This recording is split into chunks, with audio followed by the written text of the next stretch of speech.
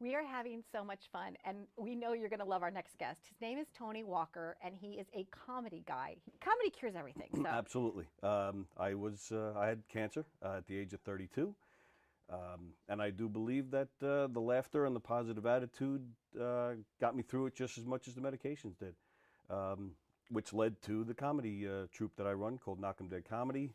We do dinner theater, murder mysteries, game shows, kid shows. We're not stand-up or anything like that, just comedy shows, variety shows. You go to restaurants and where else? Like theaters? Restaurants, private parties, corporate events, fundraisers. Did I say fundraisers? Fundraisers, firehouses.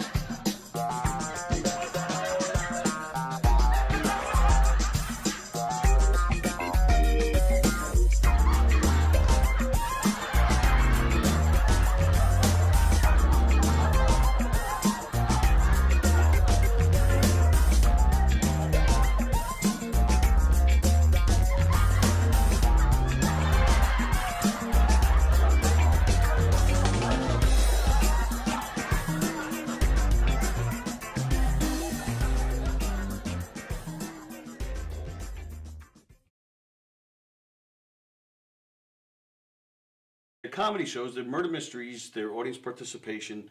It's a scripted show because there's clues and hints that have to go out, but it's not a don't blink or you'll miss something. It's not Agatha Christie. Right. It's a comedy. It's lighthearted, but one of the characters does get killed, right. And then the audience has to figure out who did it and why. And if it's a private party or a corporate event, we personalize it to fit their event. Now, do you ask the audience for help with the mysteries? Or Yeah, they solve it. All by themselves. Based on what they saw during the show, we even give them a little section where they can interrogate the suspects. Oh, that's fun. And so we'll deflect, deny, point fingers at other characters, but everybody makes the rounds throughout the whole room and talks to people. The show is guaranteed. It's 100% guaranteed fun. Totally. Everywhere we go, always. Everybody loves that show. The audience just get so involved, and there's just such a part of the show, and that makes it even better.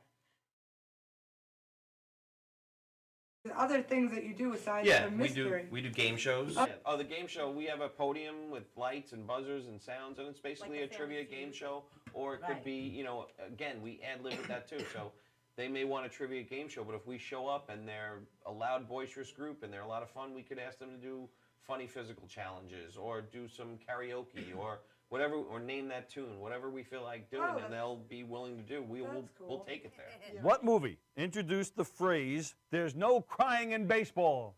Oh, wait. What letter comes after A?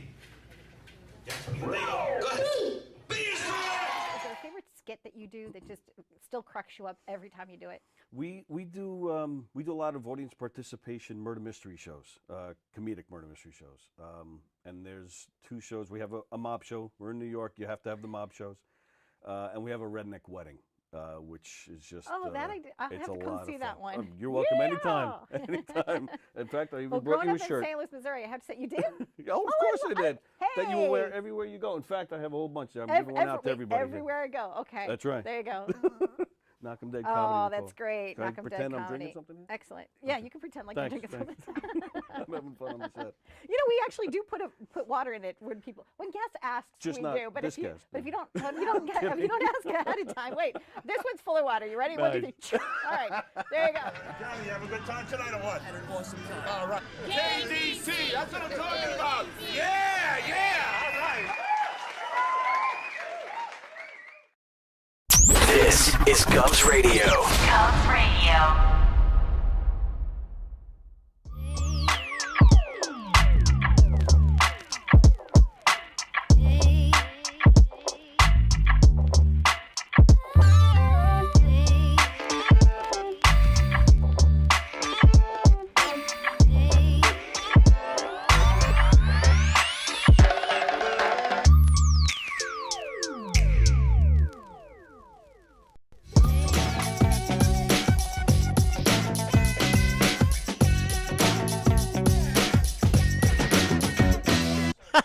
Okay.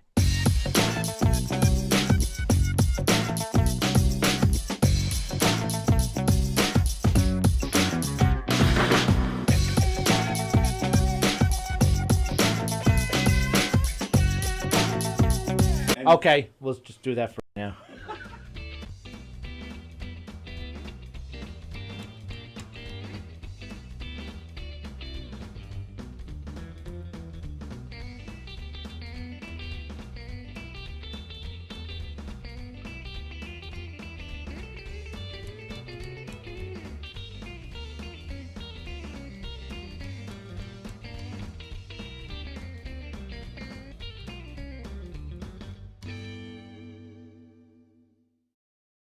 The Knockem Dead Comedy Radio Show also brought to you by Two Eagles Auto Body. For more than 25 years, Two Eagles Auto Body has been the leader in auto body repairs and customer satisfaction on Long Island.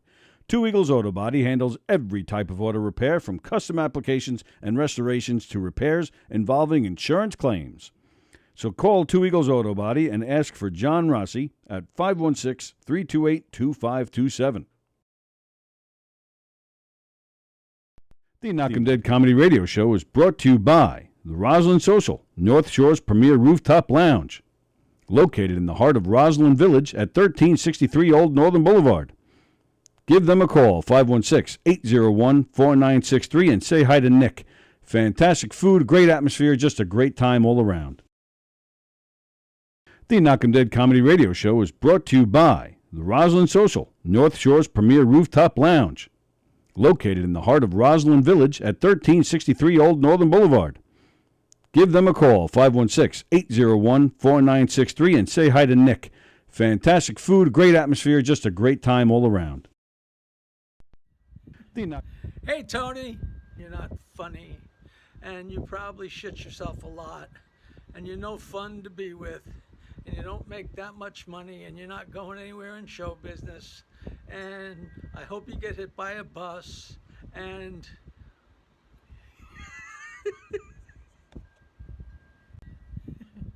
Hey, Tony, you're not funny. 3-2 to Mookie Wilson. Little roller up along first. Behind the bag. It gets through Buckner. Here comes Knight, and the Mets win it.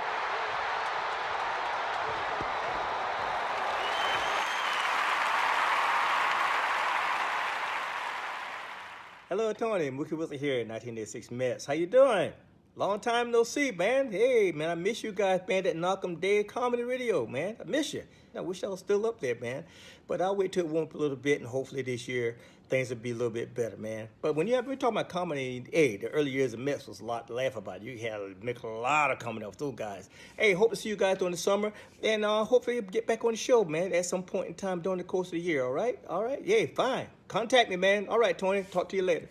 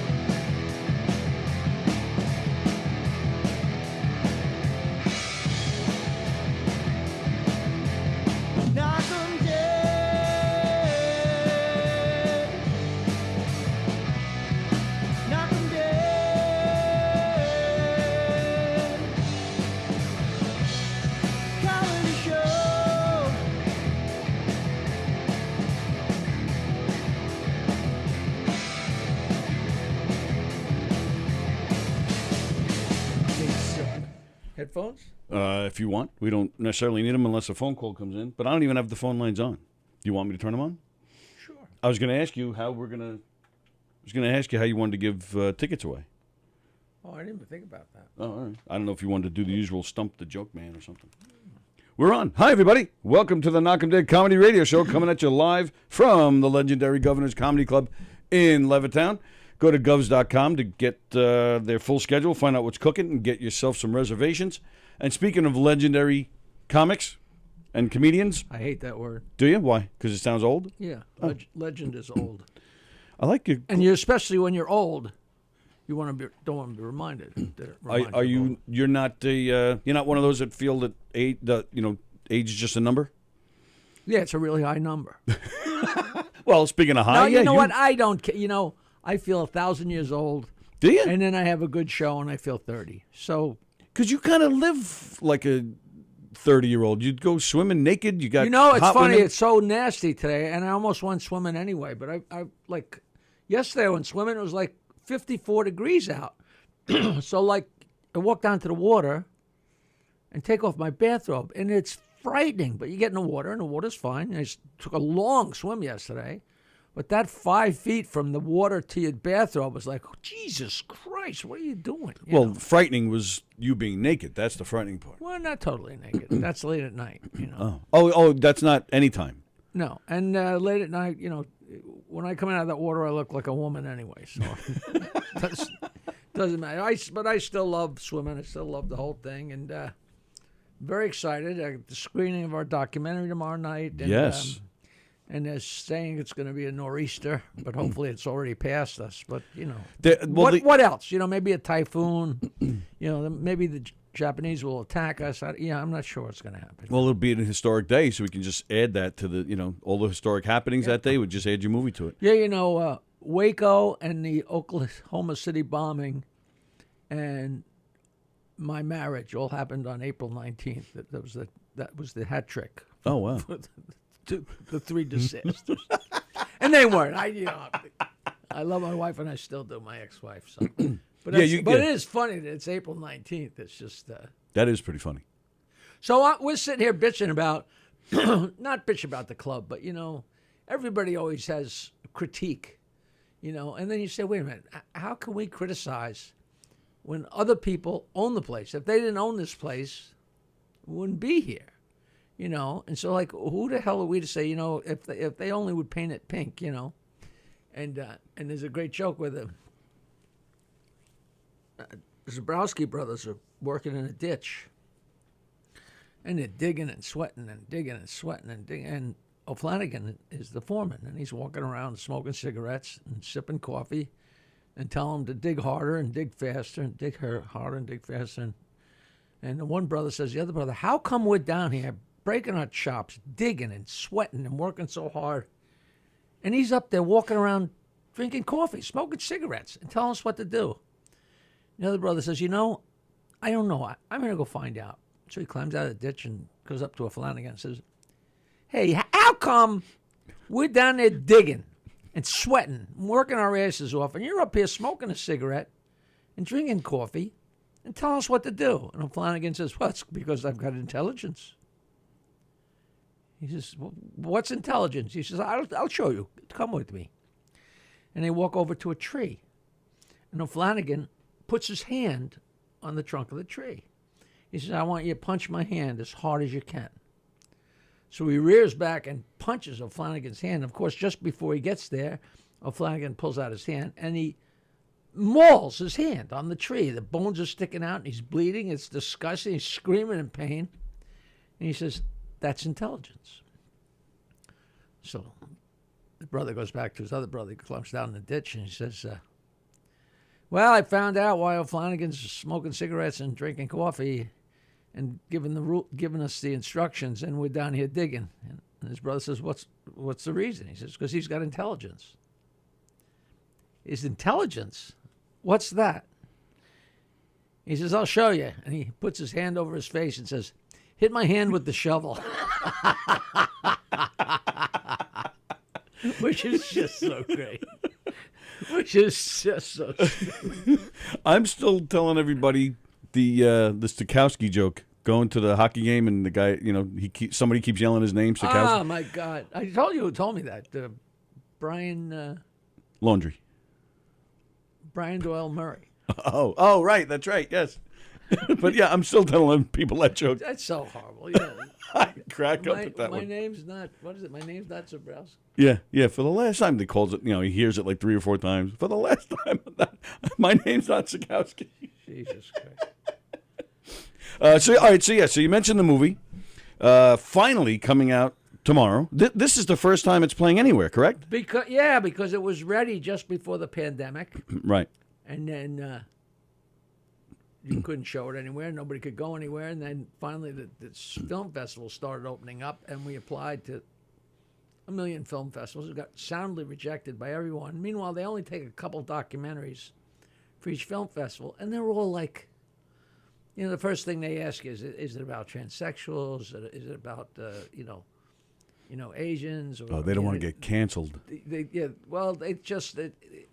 want messages, and no, it's a white guy from a rich neighborhood that tells dick jokes. Well, we'll get back to you, So I'm hoping we're gonna, but it's a nice story. It's a fun story, and I'm hoping we're gonna play it, and people are gonna like it, and we're gonna get to show it around a little. So is it part of the Long Island Film Festival? Because that was just this past weekend, if I'm not mistaken. You know what? They're not really in touch with me anymore. They is that Debbie Markowski or whatever her name is? That's maybe. Oh, you talk about the Hamptons film? No. There Long are Island so many films. Well, yeah, too many. Are you about the LIIFFLZ? Yes, that was just this past weekend. I had no idea. Yeah. Yeah, I'm out of the loop, and now that we have a film, I really should be in the loop. And they owe me. I did a lot to help them and hosted stuff and actually drew a few people to those screenings. So they probably had no idea I have a film, and I had no idea they had a film festival. So I got to find out what happened. God, I should have been on top of that. I'm not the guy sending it out. Right. It's so weird. Like, we're doing a screening, and I'm sending out the invitations. Like, it's come to my party. Come see a movie about me. Come see me. Come do me. I mean, in essence, that's what comics do.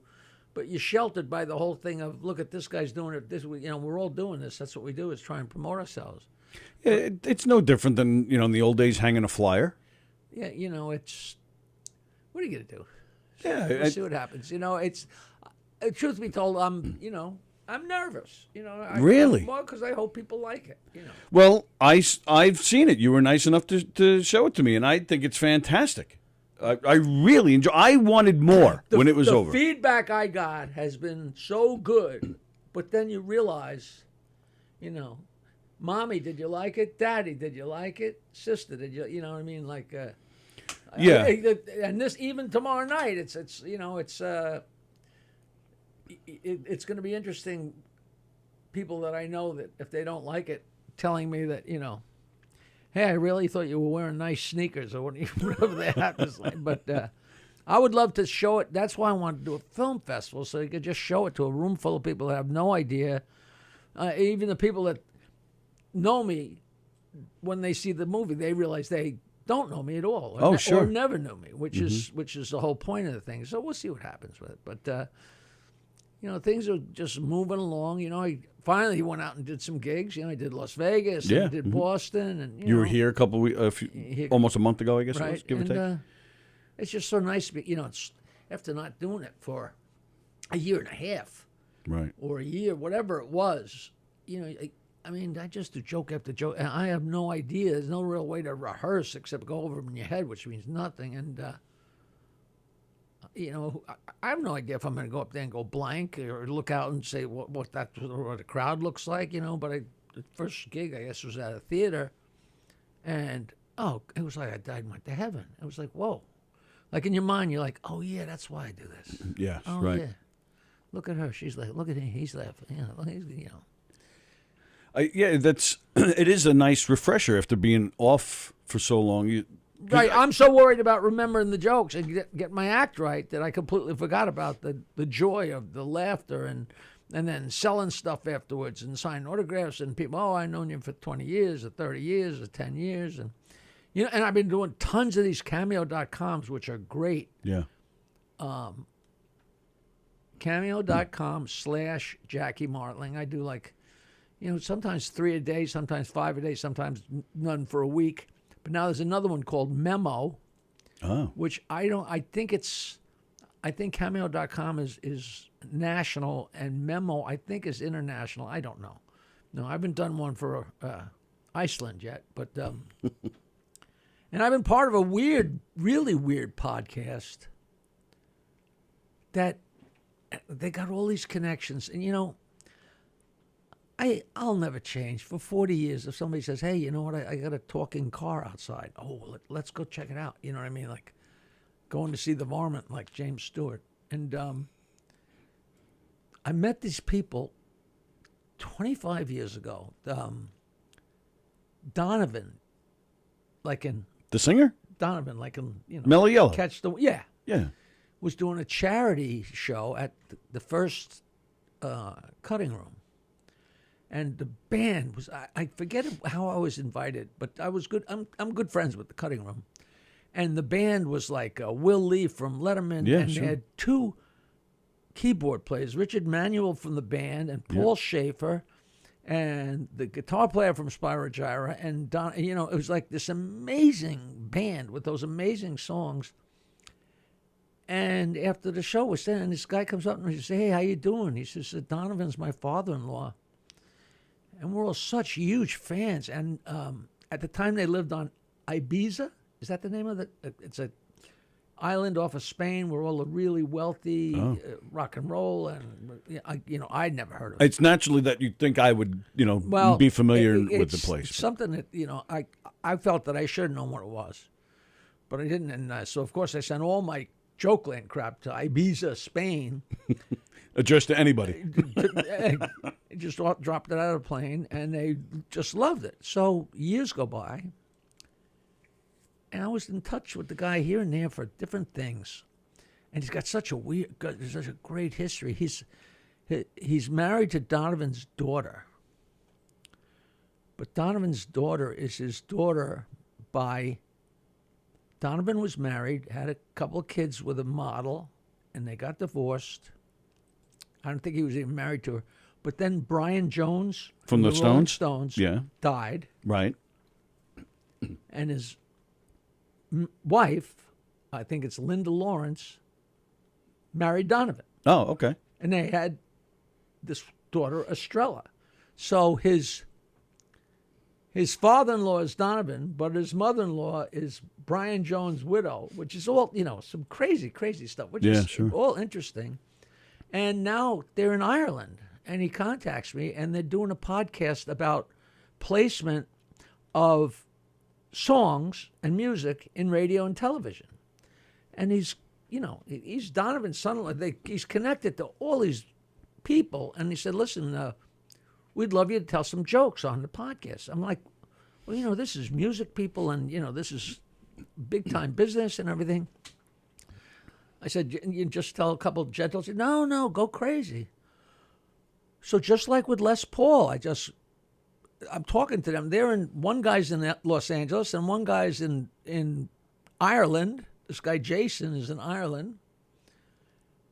And I'm telling these dirty jokes, and they're writing me emails about, how you just kick off the show so great, 5 or 7 dirty jokes. And blah, blah, blah. Now they got some kind of crazy deal, and they're going to be animate the show and blah, blah, blah. And they're telling me that I'm involved. And, I'm like, Jackie, how many times are you going to reach for that carrot? And get your hand slapped. I'm like, I'm all in. So stay tuned. Maybe I'll buy this place and fire you. You wouldn't be the first. But it is interesting. And, God knows Donovan, the reason they moved to Ireland, so it'd be easier to work Donovan's catalog. I got a friend that, works his grandfather's catalog, and it's scary, the money that generates. Oh, yeah, it's scary, the money it generates. Yep. I still don't really understand the whole thing, but... So it's they talk about placement of music on radio.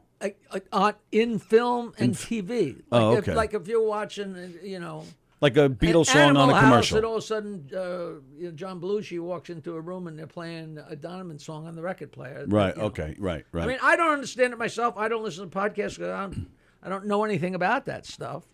And of course, they're going to try and place my music in some stuff, which is nice. More exciting than anything. So you're not involved in the conversation. You just tell the jokes and then tell you're the done. jokes and get out. Maybe eventually, Because I know you're a big music guy, so I would think you could probably add to the conversation. It's a different field. I have no idea. I should be listening to find out what the hell they're talking about, but Yeah. You know, I'll get all involved, and they'll say, you know what, we found a different guy to tell jokes. He lives closer, you know. Not, you know, they're really, I mean, they've been so nice. The guy's been in touch with me for 25 years, so, you know, hey, someday we're going to do something together. Yeah, you, me, sure. and Clarabelle, you know. Right. Well, and it's actually more than 25 because you mentioned Richard Manuel. He killed himself in like 86 or something. No, this was it. If I got the wrong guy, with Garth Hudson, maybe? Oh, Garth Hudson was also in the band. Who was the keyboard?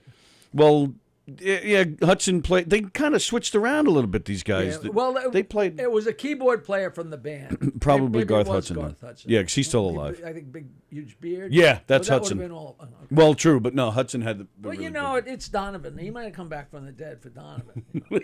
That's true. And the old cutting room sucked because there were pillars, and so I had the greatest seats in the house. I could see the entire band except the pillar. Mm-hmm. I couldn't even see Donovan's ears. You know what I mean? Wow. So. I've never been to the old one, but the current one is fantastic. Oh, it's perfect. It's perfect. I love it. I've seen a few bands there. Wow. Well, that's cool. I didn't know about that podcast. No, I don't think they've even launched it yet. We did a bunch of them.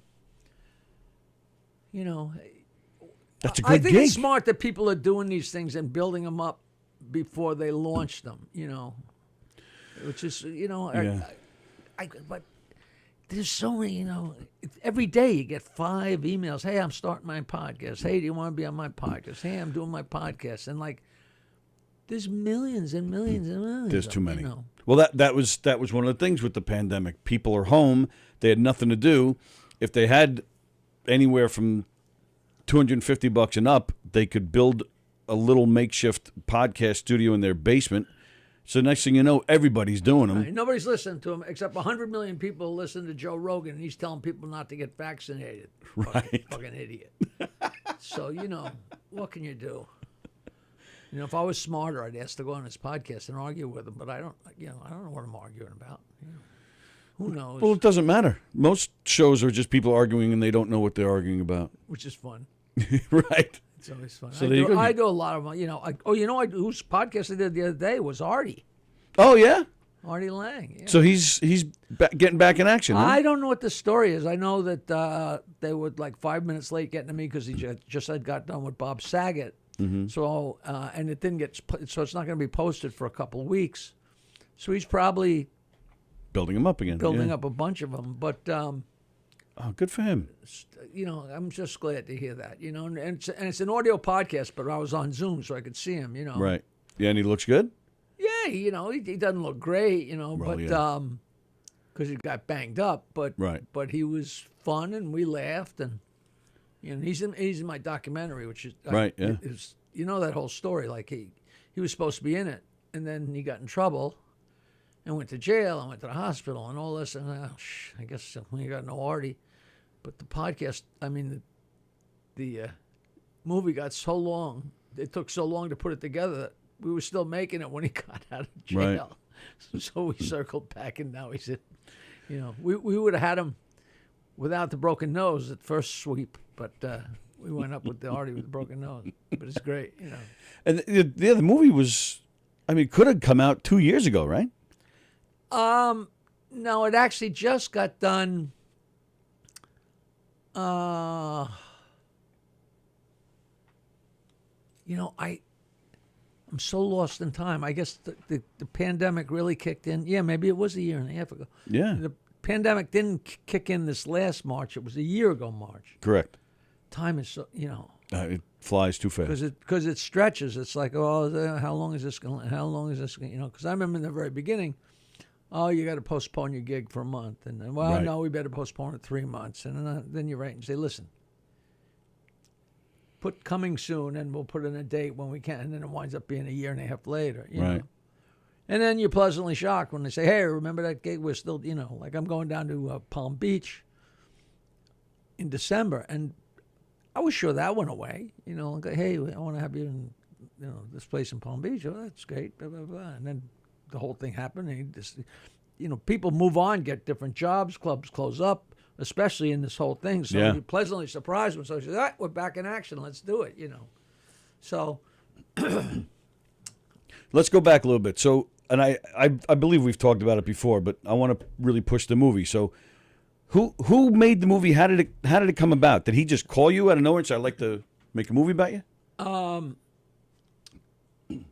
In 2001, I went to the Friars Club for one of the Thursday nights, meet your fellow friars, just having fun.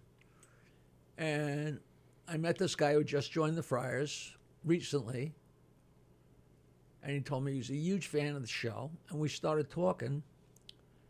And 5 minutes after we were talking, he said, "You're not the guy on that show.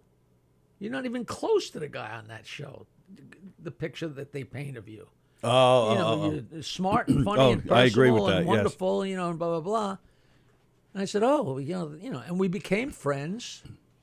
And then, I remember, and we did this and that together, whatever. I invited him and his guys to come up into my suite when I was at Riviera in Las Vegas, etc. And he's a fellow friar. And then I got my radio show on Sirius. Mm-hmm. And I had told him I was working on a book. And he said, "Well, let me interview you for your book. And that way maybe you could pull some stories out of you." So we sat up in my apartment, and he interviewed me a couple times for a couple hours. And it was fun. We had a great time. So then I got my own show, and I said, I probably should have a co-host.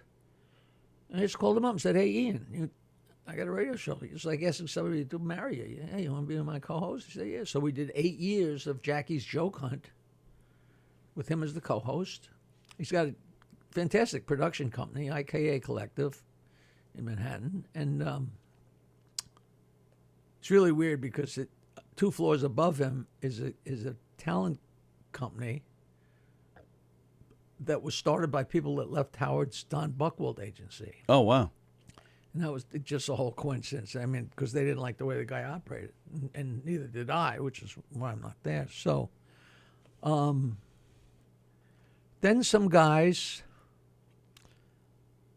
approached me that they wanted to do a documentary, and we started doing it. And they were a little weird. And then Ian had a look. He said, "These guys I don't like the way they're positioning you. Let me do this." Because they were kind of making out, look at this loser that left this incredible show. Oh, wow. Not quite that harsh, but, more of what an idiot. He said this, Basically focusing on the Howard years. You leaving that show is not your life. He said, Right. That's a huge thing that you're on the show and a huge deal that you left. But jokes is your life. That's right. Like it or leave it. And so we started over. But he's got a full-time production company, and we're trying to get this. I have very good friends that aren't in it, and people I don't hardly know are in it. But it was a little happenstance. But the way it's kind of pieced together is kind of, I think it's got some charm to it, because it's very random. And we had some good luck, we had some bad luck, blah blah blah. But it's finally finished, and almost all the music in it is my music, which thrills me. Yeah. And that was just a story, and we did that show for 8 years. And then I did my book, and then we started working on the documentary. But it just took forever, But we had some fun, We flew down to New Orleans and interviewed Willie Nelson, and he went and talked to this person and that person, and everybody's very cooperative. But it's it says it right in the documentary. I'm still friends with everybody I ever met in my life. One of my best friends is a guy I went to kindergarten with. But 4 people I spent 18 years with, right, aren't in it, and I have no relationship with them at all. Well, 3 of them, Fred, Howard, and Robin. I have no relationship with them, which is just downright odd, Yeah. And they were asked to be in it? Yeah, Oh, wow. Fred said, I'd like to, but, I can't. And I think Robin didn't even respond. And I'm not even sure I asked Howard.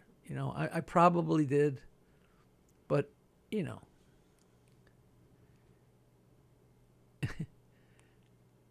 I mean, I have no explanation why, yeah, Jackie left the show, I'm not glad, but, it was his choice, But he was fun. We had fun. And we had a great time for a long time. That's all you got to say, Sure. Which would be true, But, I'm sure he's worried about getting buttonholed by, Well, people always, I'm sure, the way people ask me things, when did you stop beating your wife? Like Artie asked me to explain the whole Rodney thing to him, which I did, but the whole Rodney Dangerfield interaction, I mean, that's so carved in cement from the way Howard, like people still can't believe that I'm not cheap and that I'm not angry and not, like we all have a little bit of anger and we all have a little bit of thinking twice about spending, Of course. you know what I mean? But that, I'm having a party with 200 lobsters for my friends, and then Monday morning he's telling the world what a cheapskate I am, and all the listeners are like, oh, Jackie's a cheapskate. It's like Jack Benny. But it's pretty interesting. To this day, people say, hey, Jackie, can I buy a Heineken? I know you're not going to pay. Which is fun because, if you just the talent to drive that point home. And I never fought it because what do you do?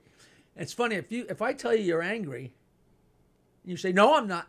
You're angry. Sure. You know what I mean? So it's like a self-fulfilling prophecy. But it was all great fun, Yeah, but, I sometimes wondered about it, and Sallie and I were just talking about it this morning.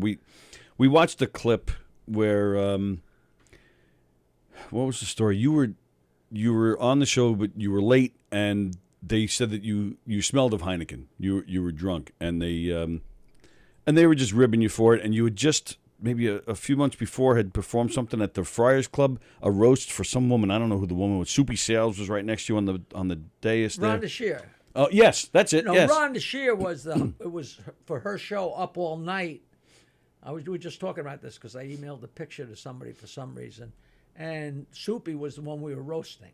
Oh, okay. Oh yeah, somebody was doing a show with Hunt Sales and his brother, who were like Soupy's kids were in David Bowie's band. Tin Machine. Yeah, something like that. Yeah. So that's what made me pull out the picture and send that to him. I said, I bet I got that somewhere. And it's like, Pat Cooper, Soupy Sales, Dick Capri, and me, and Scott Blakeman and Stewie Stone. We're all standing around the pool table at the Friars Club. Did you see the picture? There was video of you, doing the roast.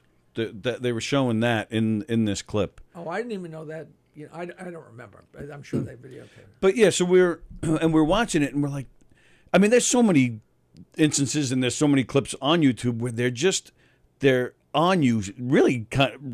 I mean, it's like bullying, basically. Oh, it's absolutely. I don't remember specifically, but that was such a huge part of the show. Well, right. See, that's where I'm going. So there are clips like that where I'm like, wow, they're being really mean. But then there are other times I'm like, well, were they just trying to make a character so that they had some kind of, entertainment, different characters. Howard's the leader. You would be, I guess, the cheap guy. And, I mean, they made fun of Gary a lot with his looks and the teeth and all. Like, so I go back and forth, because sometimes it's just like, man, I wish they just left the guy alone half the time. Well, and be 4 against 1, and it would be just absolutely brutal, But there are the things that upset me were things you wouldn't think, like in 15 years, he never said, Jackie's really funny, you really should go see his show. Never said those words, right. Ever. And Robin came to see me one time, and she said, oh, Howard, me and Tony went to see Jackie on Saturday night. And Howard said, yeah. She says, I can't say anything bad. Oh, wow. She said that on the air? The height of a compliment was, right. I have no, right. It was too good to say anything shitty about, which it was not a compliment at all. But, yeah, true. It wasn't like he was so good. He wasn't so bad. Right. Which is, just. I want to say something bad, but I can't find something. Yeah, right. And then he just couldn't give it up. He couldn't. There's no room for anybody else on that perch even for a second. But that's the animal. That's the guy he is. If he wasn't right. that guy, he wouldn't be that guy. That one of those things. Mm-hmm. And it's a weird thing. I mean, you can ride that wave and make that money, but the emotional aspect, there's only so much you can put up with, and after a while, the money doesn't matter. But it for the most part rolls off. When they picked on Nancy and our dead cat, that was that was too much. But you can't say ouch, because if you say ouch, they're going to keep poking that spot. Well, even Fred, I mean, the guy he was with since his very early days. I remember they made fun of his. What was it when his wife was in that show? Oh God, yeah. And Fred himself walked out, and they had a field day on him. Like that, really, I remember that turned me off. Show a little loyalty to him. No, but that was that was. I mean, it made for good radio, I guess, but. And that's a good part of the reason that he would have never come to the rallying cry. Let's keep Jackie around here, because he knew it would be tough for him with his. He just was one big, wide open button with that new wife, Right. So, come on, the minute you say something about somebody's wife or somebody, the relationship or something like, it'd be like, yep. Wait a minute. It would have been the elephant in the room. So, I mean, I don't know that had anything to do with anything, but who knows? But I like the movie because it doesn't cash in on the Howard days. It doesn't just focus on that, because you've had a very interesting life. You spearheaded the Long Island comedy scene, which completely blew up. I mean, bigger than probably anybody's expectations. And it probably had nothing to do with any of us. It's just, it's like being there at Kitty Hawk when they took the plane off and somebody said, well, why don't we buy a plane? It looks like this is going to happen. You don't know how much it anything. You never know how much it has to do with you being there and starting it, or it starts and you're there. But the point is, you are. Like right. Edison, did he invent the light bulb? Maybe somebody else would have done it if he didn't, but he did. Right. It took him 20,000 tries, and what do you say? They said, how many times did you have to fail before you came up with the light bulb? He says, I didn't fail ever. I came up with 19,000 ways that didn't work. Which is like, it's all attitude, Well, yeah, I mean, that's. But but it was really way, way, way in the beginning. I mean, and I still remember so much of that stuff, and it's so fun talking about it. Me and Bales are doing our podcast, and we talk about that crap all the time. And then, and I was on the phone. I went walking yesterday finally, and I walked like 3.5 miles. But the whole time I was on the phone with my friend Ron Zimmerman, and it just went flying by. We just yacked and yacked and yacked and yacked. And I met him in Washington D.C. just before Howard came to New York, and we worked together 40 years ago. And he did someone. He for 5 years, he on and off, he was dating Cher. Oh wow! And he's such a hoot, man. He's on Facebook or Twitter or one of these things, and he's going back and forth with this woman named Cher from Las Vegas. But he thought he's writing back and forth to like a female impersonator or a tranny or something. And he said at some point, he was like, wait a minute, this is fucking Cher. She said, oh, yeah, I worked last night, 20,000 people, blah, blah, blah, yeah, I understand, And how's your fake leg? And, He said he's very interesting, very interesting. But I've known him forever, and he did a lot of stuff. And he was actually the first guy to sit in my chair after I left. Oh, really? Because he knew Howard from Washington, D.C. A bunch of those guys came up from down there together. Bill Masters, Ron Zimmerman, Glenn Farrington, and John Heyman. Glenn Farrington's an interesting one. He was a magician comedian, and he came up from D.C., and I gave him his first gig. I gave him a job at Mustache Pete's, which he still appreciates. And after X amount of years, he just wasn't enjoying it. He wasn't doing very well. He wasn't that funny. He didn't have that good an act. And he saw an ad. I've told you about this before. He saw an ad that a startup company, a like a media company or whatever you'd call it, needed somebody to operate their comedy bulletin board. Oh, yeah. Mm-hmm. I remember that now. And he took the gig, and it was AOL. And he, Yep. Ground floor of AOL, zillions of dollars. And then he got out of that, and then he was on ship, and he couldn't find out how his AOL stock was doing, so he figured out a way people could read their stocks on a cruise ship. And he made double the money again. Like, he's got more money than God, but he's on Facebook, and he's a writer. I don't know if he's ever written anything, but he's a writer. And he's talented and he's funny, but he's got more money than God, But and that's right place at right time. I'm sure there were millions of people saw, oh, yeah, comedy for a bulletin board for a startup. That's below me, But, like you said, though, somebody's got to knowing enough to get it going. Knowing enough to take the shot, Right. And that's me sending my albums to 400 people.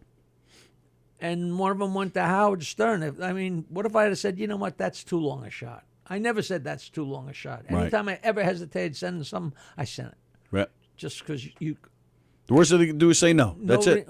Well, the worst thing can do is it gets thrown in the corner or never gets, or the guy's new in town, he gets too much mail, That's too big at that. And who's going to open that, Right. But... on the other hand, I'm sure on their end, it's like we better open everything because you never know what you're going to miss. Sure.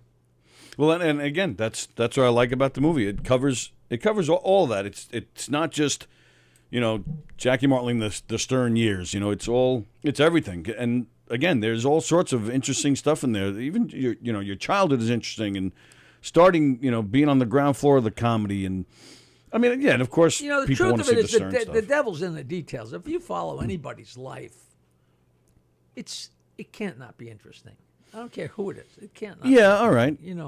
So sometimes I get all excited and so much old garbage and so much great memorabilia. And somebody said, Jackie, you're a hoarder, and I'm like, maybe I am, because where do you draw the line? Somebody sent me an advertisement for a show in 1979 where I was advertised as the comedy computer. And Nancy said, when did you call yourself that? I said, I never called myself that. That was somebody promoting, being, right, being creative. And that was before I even met, before Nancy even came to work with me. I worked long and hard before even Nancy came in. I had 2 albums out before I met Nancy. Of course. And that's and see, yeah, I'm the same way. I like keeping everything because for that reason, you dig something up. Oh, the comedy computer. That from 1979. That's cool that you still. And it spurns your memory right. into you just go down rabbit holes that like, holy Christmas, Big Pussy from The Sopranos. Yeah, Vincent Pastore. He had a club in Riverdale. I think he booked me in like 1980. Right. Yep. I think it was a mob club or whatever. I don't even remember. But so I've known that guy for Jesus. And then he was in a movie. I was in a movie. My wife was in a movie, and she got me in the movie. And she played a judge, and she had to throw me out of the courtroom because I was a very low-life lawyer.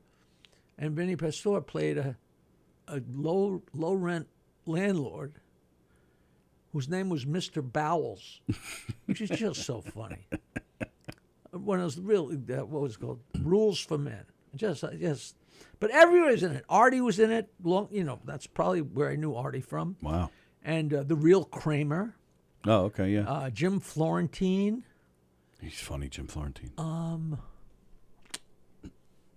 whole bunch of people, all with very odd, whoever was on Z100, Christine, somebody, the top DJ morning show at the time, she was in it,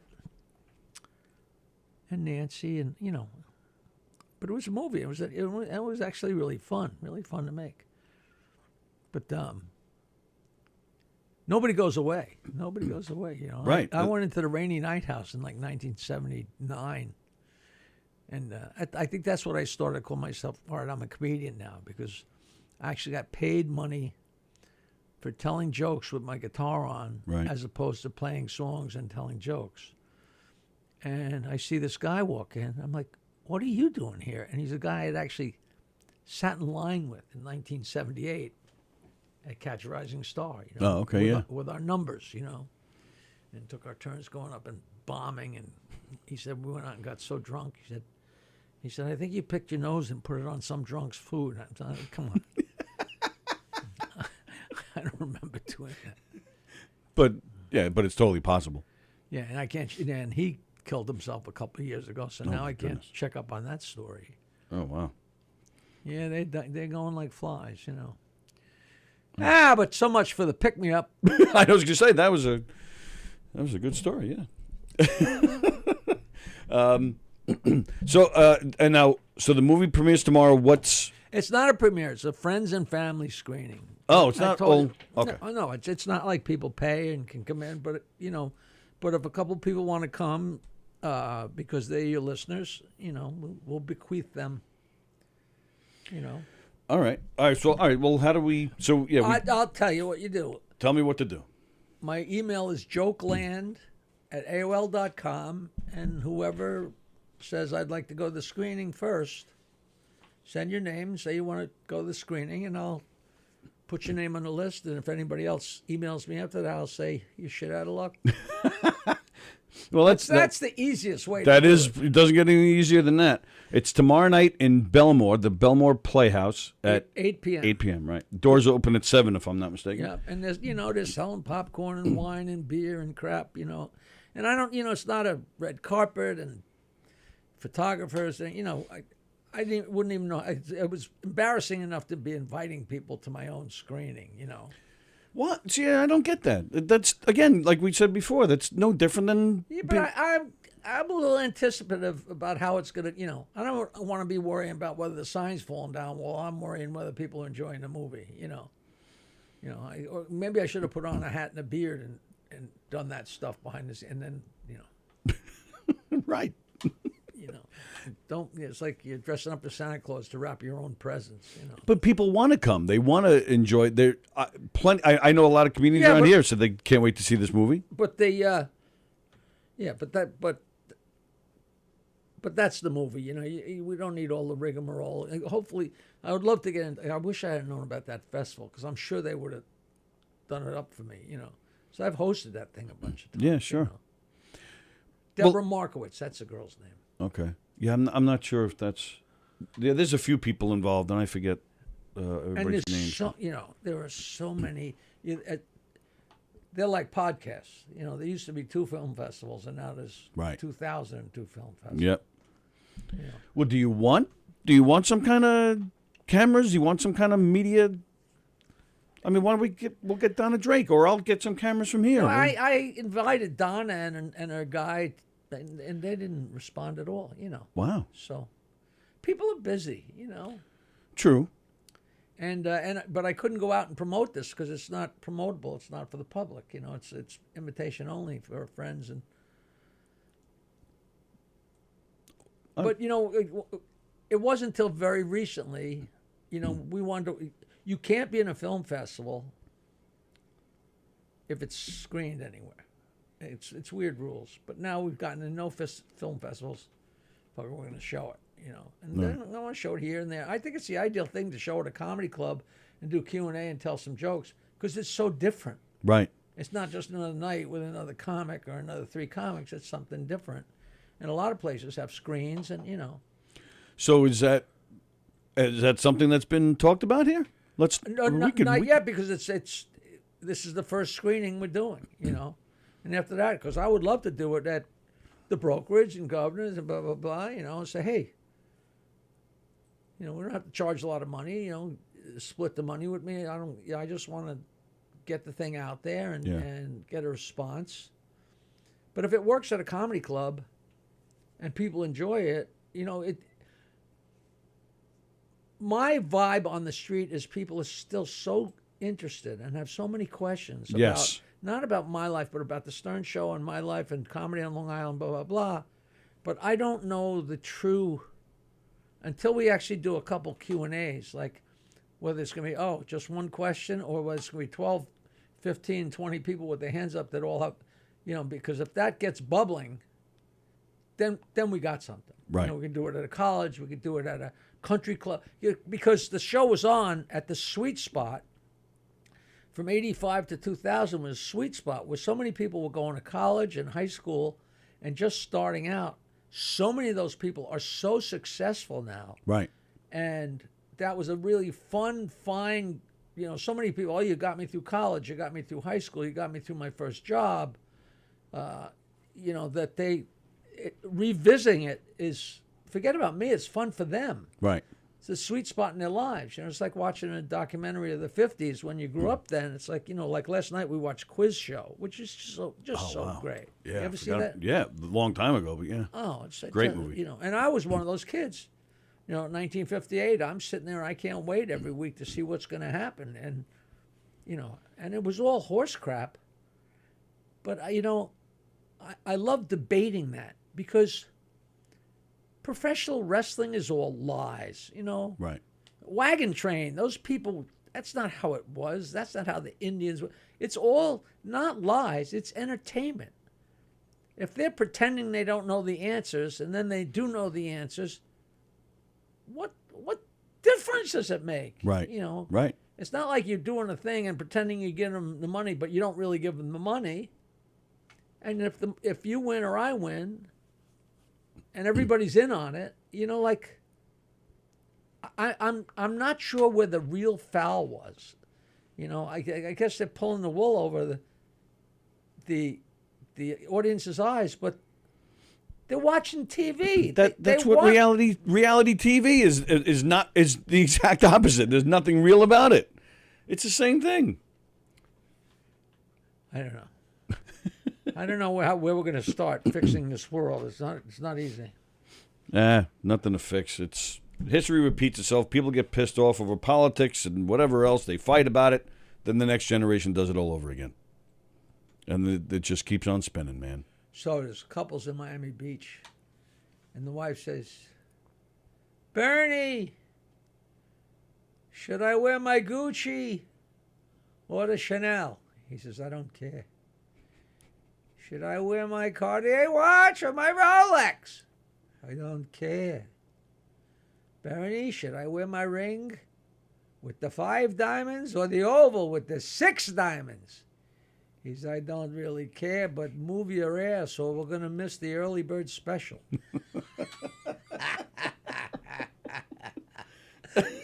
Which is just so great. We could save $1.50. I love jokes like that. That's the good. Hey, you want to play a little Tuesday trivia? You're a smart guy. I bet you would do well. We do Tuesday trivia every Tuesday in here. You interested? I don't know much, but sure. This is 21. Tuesday trivia. We do it every week here on the Knockem Dead Comedy Radio Show. What we do is we just ask random questions. We don't give the answers out until the end. We let you guys comment on the comment thread below or next to us, however you're looking at it. And we go back, we look at your answers, and then we tell you what the correct answers are. There's no prizes, there's no nothing. It's just for fun, and we like to make fun of your bad answers. So usually what Sallie and I do, we try to stump each other. We don't see each other's questions, but she's not here. So I got a bunch of questions worked out, and we'll see how smart Jackie is. Did you ever meet Muhammad Ali? No. Oh, wow. Mike Tyson almost killed me. Really? Yeah. You see he's going to fight again, one of these YouTubers. I don't give a shit how old he is. He's nuts. I'd be scared out of my mind. Years ago, we roasted Don King. The Friars roasted Don King, and I was on the dais. The only time I was ever on the dais. And the host, the MC, was Trump. Oh, wow. Trump had to introduce me, and I actually bombed a joke really badly because I told a joke that was way, way too long. And it's like the best joke in the world, but it was not made for the attention span of 3,000 businessmen that are drunk. Yeah, right. But I just sent the picture recently to a few people, and I found the quote from either page 6 or wherever it was in the Friars Journal or something, because I got a picture of me with Don King and a picture of me at the podium with Don King laughing. But one of the jokes I told made it around the AP. Yep. You know, they quote, you know. Yeah. I said, Mike Tyson doesn't like, Don King was not really fair to Mike Tyson. Well, at least that's what Mike told me tonight when he was parking my car. He said, you know, Don King's the kind of guy you go to shake his hand and it's already in your pocket. That's good. And that got quoted all over the place. That's really good. But Tyson's girlfriend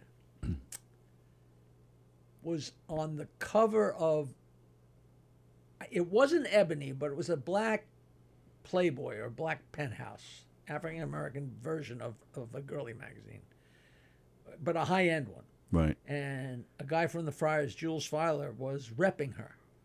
So we rode in the limo with Jules and her and whoever I was dating at the time. Oh, Tanya, my friend Tanya. And we went to this big dinner. And Mike Tyson was there, but the whole thing was she was trying to break up with him. Oh, wow. She was afraid of him. Yeah. And it was the whole deal. But that was the, I only knew that because I was with Jules. So we were going to take a picture with Mike Tyson. And you know, nobody knows how to operate a camera, let alone an iPhone, let alone, I don't know what year it was. Right. But me and Tanya there, and Mike Tyson's got his arms around each of our necks. And the guy goes to take the picture. And he takes the picture. Says, it didn't come out. Got to take another one. And Mike pulled us in a little. And by the third time, I'm like, you take the picture, he's going to kill us. Because every time he tightened it up a little bit, it was really funny. I got that picture somewhere. You know, with the big tattoo. And yeah, right. Yeah. Yeah, he's going to kill this guy, this YouTuber that he's going to fight. Yeah, but you know, I'll tell you what is really, really great is the special on Muhammad Ali.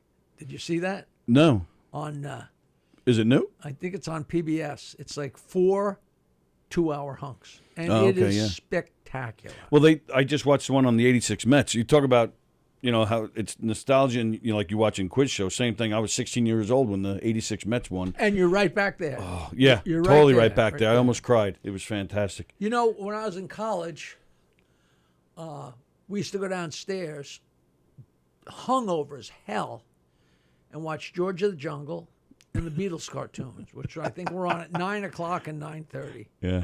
And we drag each other out of bed because my roommate's nephew used to make him watch George of the Jungle, and it was just so great, so big because it was that, you know, the Rocky the Flying Squirrel guys, you know, the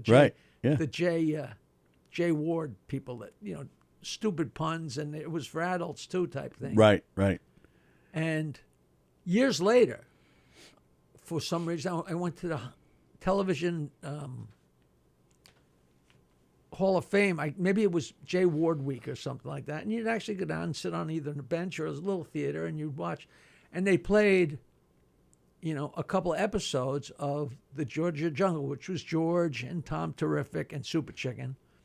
But the great thing was that they played the show like it aired. Right. So you're not only seeing Super Chicken, but you're seeing the Captain Crunch commercial. Right. And you're seeing, you know, which just, it's really 1966. Sure. Which isn't even that far back. But yes, it is, you know. Like, wow.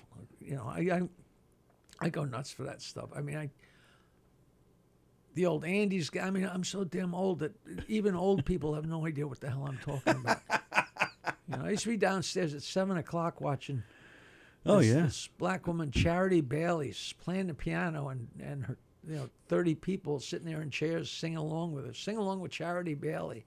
Wow, Nobody's ever heard of that. I'm just thinking that. Never heard of that one. I'm like, I never made that. And that was on before Andy's Gang. And Andy's Gang was the new guy. There was a guy for a couple of years before Andy Devine named Smilin' Ed. But I'd get up, you know, you're a little kid. I'd go downstairs and be Sunrise Semester or Farmer's Almanac. I mean, like 6 o'clock in the morning, the TV would start with the Star Spangled Banner. Right, yes. You know, yep. It would be a test pattern. And, right. You know. Yep. God, I just remember it because it's just like the comedy. The first year or two I was in comedy, I can remember so much. And the next 40 years is a blur. Yeah. Because it was so formative. You can't believe how much happened. You know, God, those first times, you know, the first couple of years at the Comic Strip South in Fort Lauderdale, like, oh, you know, it was really weird because nobody ever really wrote the definitive book about that place because Richie Tinkin was upset because the guy that owned the comic strip in Manhattan opened the one in Fort Lauderdale, and his good friend Joe ran it. And then 20 years later, he found out that Joe had robbed him blind. So it was a sore spot, and everybody loved Richie, so nobody wanted to write a book and talk about how much fun they had at, you know, Fort Lauderdale. And but I wonder if anybody's ever going to do. I mean, they roasted Joe Mullen at the Eastside Comedy, and I couldn't go because, you know, if somebody says, "Oh, Harry's getting laid and Charlie's getting laid and Eddie's getting laid," it didn't take Superman to look and say, "Well, why aren't they mentioning Martling? He might have been in on it too." You know, like Right. you know, my wife knows if I'm down there, you know, I wasn't part of it. I was leading it. You know what I mean? So, and not that it was so bad, but the point was it wasn't supposed to be bad at all, and it was insane. You know. That's not in the movie. No, yeah. You know, there's almost nothing about comedy. You know, Yeah, it's that's so true, yeah. huge, fast. There's nothing about my rock and roll band in college, or a rock and roll band in the 70s, and a rock and roll band in high school. Like, I had so many lifetimes. Right. Well, again, that's what makes you so interesting. I said it when we started the show that this movie left me wanting a lot more. And, you know, if somebody just said, "Jackie, listen, I got a camera and I got time. What do you want to do?" I got so much memory. If I'm standing in my garage, I can point at anything and just go on and on and on, you know. Well, isn't that the thing you're doing with Bales?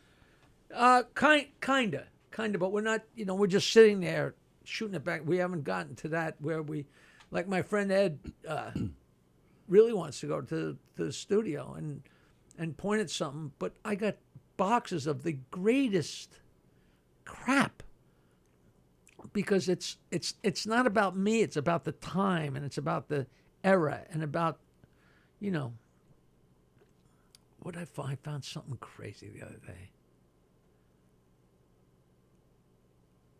Oh, I found a big, huge Subway poster.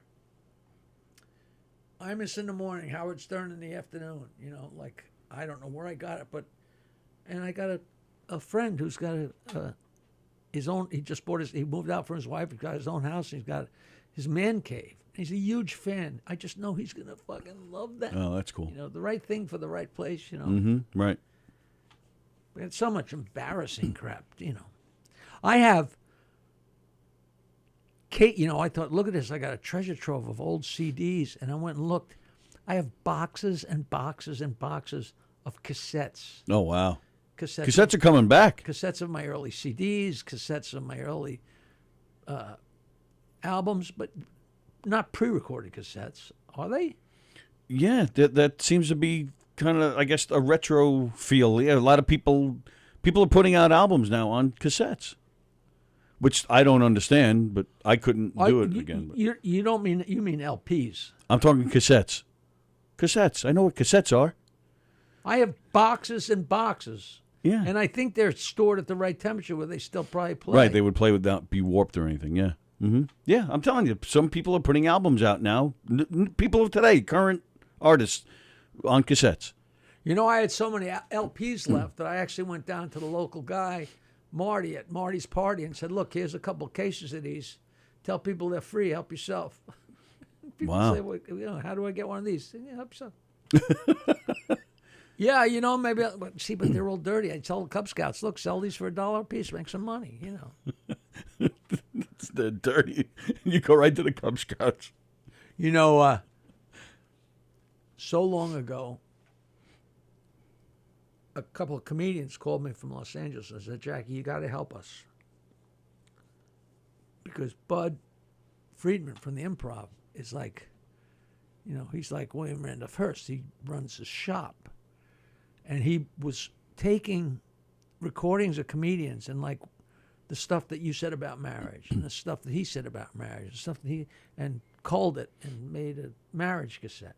Oh, the wow. Stuff you said about driving, and stuff about, and he made a series of cassettes. So he's like bootlegging From his own club, Right. and not telling anybody. And Robert Schimmel calls me up and he says, listen, he's taking all these comics stuff and putting on cassettes, and they're selling it in barrels at truck stops, all these cassettes. He said, but everybody's afraid of their own shadow. It's just me and him, him and Carol Leaf or something. Like, we're trying to, but nobody wants to say anything. Can you get Howard to say something about it? I said, listen, our audience, it's too narrowcast. People wouldn't really, it'd be too hard to explain what the hell we're talking about. But somebody knew about it, and they said, Jackie, I was at a truck stop down south, and I saw a barrel full of those Bud Harris, like, the best of the Improv cassettes. And he said, but that's not the bad news. I said, what do you mean? He says, in the barrel next to it was full of your cassettes. The guy who was dubbing our cassettes was selling them out the back door. Wow. Here's a barrel best of the Improv, and here's a barrel the best of Jackie Mark. Holy cow. Which I just think is so fun, I mean, it sucks. Yeah. Well, the goddamn, everybody just, And it's like somebody going, hey, the record business is crooked. No. Yeah, right. No. So is that your attitude towards that? You're just like, well, there's nothing you can do. It's so far removed. Your inclination isn't to call the guy up, say, hey, give me half or something? No, I think it was long gone. Like I'd have to ask Nancy, like who the guy was it? I can almost tell you, he was just such a character. I'm not so, and for all I know, maybe we did do something about it at the time. I really don't remember. Right. But I was making so much money, and that would have been such a right. Time versus. Yeah. But it's such a funny story. Because, that is a great story. We found the barrel. We found a barrel with yours too. I thought you were going to say, like a guy buying duplicates 100 cassettes for us. He duplicates 200 and sends 100 up. I guess you got to kind of cases expect of that. These things. I should climb under there and pull out a case and take a picture of it and say, look, I got hundreds of these. Sure. Is anybody interested? Yeah. I mean, there's still a few shops around on the island. There was that one up in Oyster Bay for a long time, but he's long gone. That sold cassettes? Well, like a music store, CDs, cassettes, records. that was Tim. Ogilvy? That was 30 years ago. Has it been that long already? I don't know. Oh my goodness! Yeah, I used to go up there all the time, right by the McDonald's over there. I wonder. I don't know. Who do I ask? Because I'm just Looney Bins in Babylon. Looney Tunes, excuse me. Looney Tunes in Babylon. Call them up. Is that the name of the place? Yeah. Looney Tunes, but Tunes. Because it's a music store. Tunes. Are you looking it up right now? Looney. Right. Tunes, like a musical tune, instead of the cartoons. I mean, they probably, if they don't do it, they'll be able to say, well, you're crazy, or. Yeah, I think they'd be honest with you, sure. But I'm telling you, I know. I was reading an article on it. I've seen it in the store. People are, some artists of today are putting out cassettes, so there might be something in there. Buy a Billie Eilish CD and get a Jackie the Junkman Dick CD with it. Perfect. People, when they hear Billie Eilish, they think of Jackie the Junkman. But they don't even have cassette players. I mean, CD players in cars anymore. True. I still have one. I love CDs. I still have CDs. I mean, but the stores are still, they're not what they used to be, but there's still some on the island. There's still some around. They still produce them, CDs. They're not selling like they used to, but they're still out there. But it sucks. I couldn't believe when you couldn't play it in the car. Yeah, that's sad to me. And the sound is just perfect on a CD. MP3s drive me nuts, or even streaming. Sometimes streaming I don't feel is perfect. But yeah, I have 6,000 CDs at home. I have a huge collection, including happy endings. We got gazillions, Wow. So anyway, Muhammad Ali How long was he exiled from boxing for refusing to enter the military service during the war in Vietnam? 3.5 years. Jackie says 3.5 years. All right, there's your first question, guys. How long was Muhammad Ali exiled from prison? Exiled from boxing. From boxing. Thank you. Banned from boxing. Banned from boxing. Next question. What year was the world introduced to Batman? Multiple choice. 1926, 1939, 1943. What year was the world introduced to Batman? 43, because it was after Superman, which was 39. Okay. Who is credited with popularizing the term rock and roll? Alan Freed. Alan Freed, he says. On the TV show MASH, when the war was over and they're all going home, which character stayed in Korea? On the TV show MASH, when the war was over and everybody's going home, which character decided to stay in Korea? Jamie Farr, but what was his character's name? The tranny? Jamie Farr played Corporal Maxwell Klinger. Klinger stayed. Next question. The Terror of the Monster was an early title for a best-selling novel which inspired one of the highest-grossing movies of the mid-'70s. What movie are we talking about? The Terror of the Monster basically became what movie?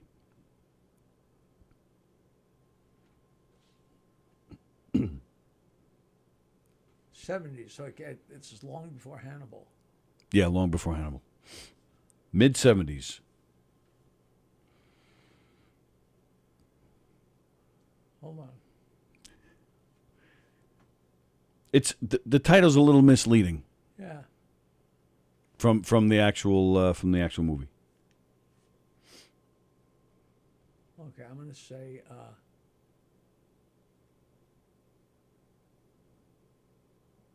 what's a Jack Lemmon movie?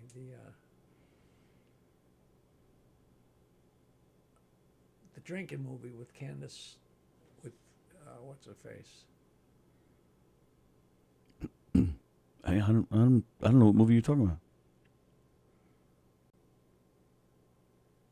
Jack Lemmon and Lee Remick, where he's a drunk and she fixes him, and when she fixes him, she becomes drunk. Really? Oh, wow. Oh God, it's a tearjerker. Yeah. But I'm thinking the monster is alcohol, but I don't know. All right. What movie is that? Jeez. Rose, something Rose. Good morning, morning dew, morning rose dew. Purple Rose of Cairo.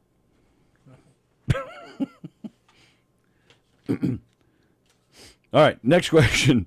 What percentage of Americans cannot identify Americans on a map? Is it 14%, 28%, 52%? Identify America on a map? Percentage of Americans who cannot identify America on a map. 14%, 28%, 52%. 52%. You said 52? Wow. All right.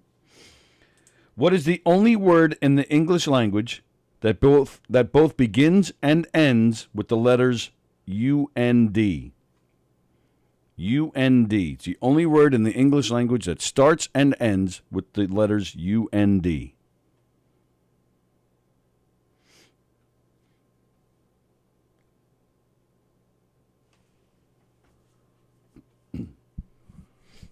I have faith that you'll get this one.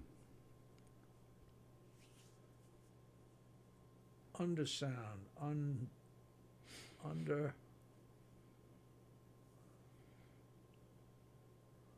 So close.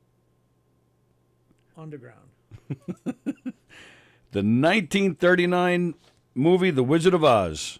How many midgets played Munchkins? 34, 74, 124. 124. The singer midgets from New York got shipped out to California, and they drank the whole way, and it was an insane asylum. No kidding, really? Wow, that sounds like fun. I was friends with one of them. You know that? No, I didn't know that. No. I was friends with Jerry Marin, who he was the one that handed Dorothy the lollipop. Oh, okay. Yeah. He represented the Lollipop Guild. The Lollipop Guild. You never saw that? Oh, of course I saw. No, you never saw. What, you and him together? No. And I think it's on. It might be on YouTube. All right, I'll have to look for that. All right, let's see. I got 2 more questions. When Harry S. Truman was elected president, he stunned the odd makers by beating Thomas Dewey in 1948. Right. A telegram was sent to Truman from Bob Hope, and it had one word in the telegram. What was it?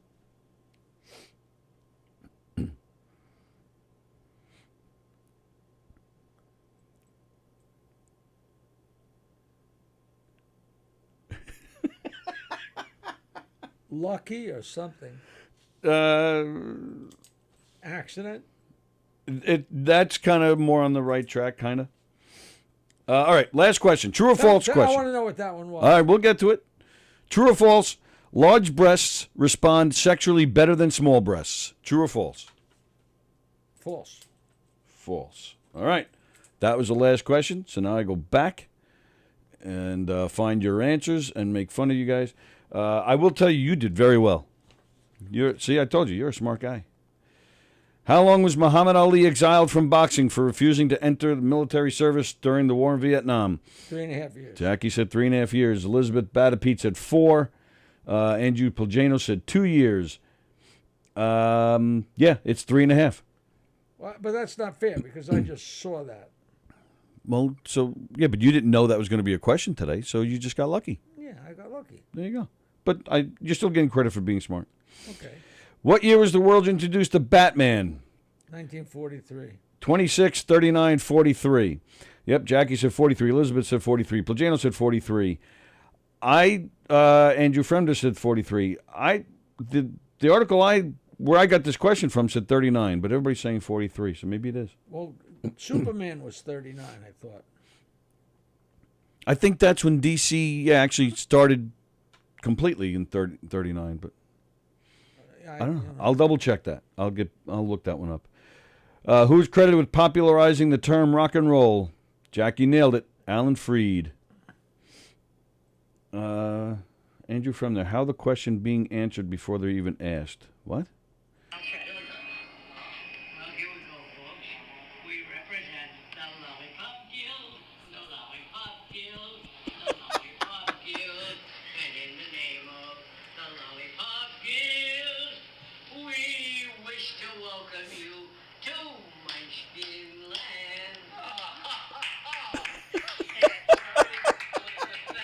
You look like you're working puppets or something.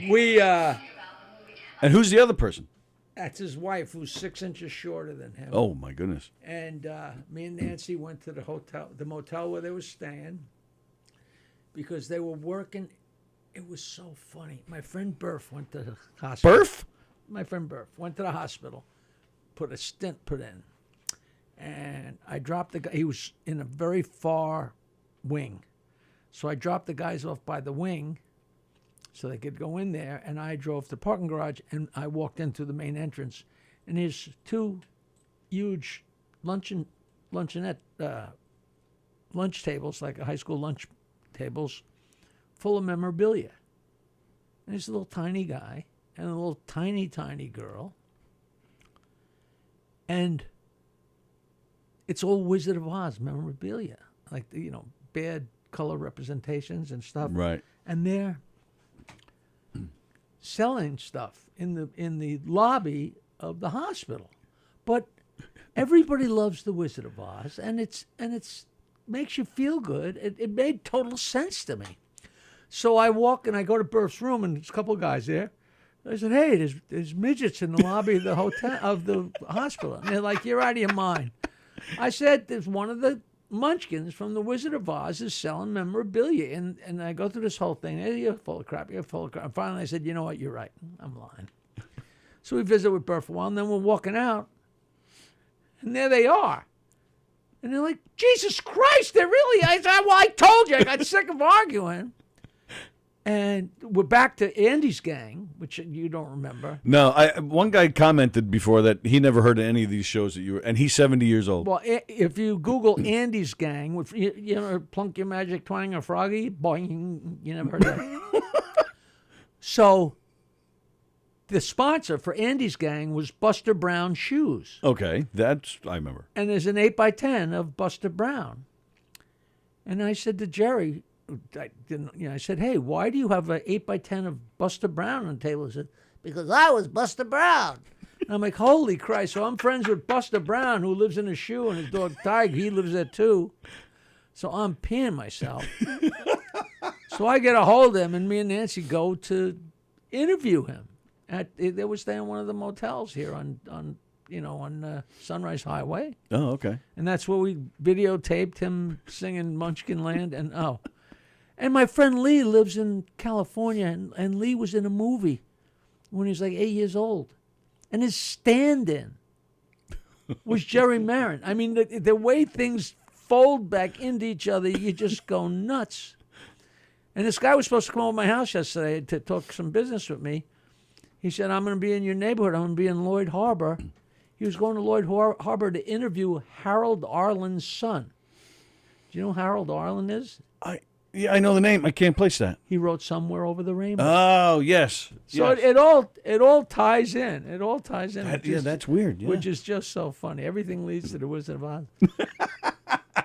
Yeah, we had so much fun doing the movie, Oh, he was a terror. Billy West sent me a movie 30 years ago. It's an actual movie called The Terror of Tiny Town. And it's a midget Western. Oh, my God. I mean, such bad quality, black and white. That's must hilarious. Been a copy of a copy of a copy. Hey, stick 'em up. Well, it's like, remember Mini Kiss? Somebody called me one time and said, you got to get out of Stevens Talkhouse. Kiss is playing out here. I said, how's that possible? Well, it's midgets. I don't know whether, I don't think I went, but I can still see them in my mind, because the whole deal. They're still around. Yeah. The whole, when I was in Japan, we went to see a group called the Parrots, me and my friend Toby, and they were Japanese guys, but one looked a little like John Lennon, one looked a little like George Harrison, and they spoke no English, but they played the Beatles songs like you thought you were listening to the record. No kidding. We went back a second time because we couldn't believe it. But they spoke, let it be. But I want to hold your hand, Billy. Yeah, no. And they sang them in English. And they're just flawless. Wow. I've never Googled. I wonder where the name comes from. They're parroting the Beatles. Oh, come on. They could do better than that. What? Maybe they're too busy trying to imitate the song, God, I wonder if that, we're going to have to look that up. But that's, fascinating shit. Yeah, that is cool. We're going to see the monkeys on Thursday. In the zoo? Yeah.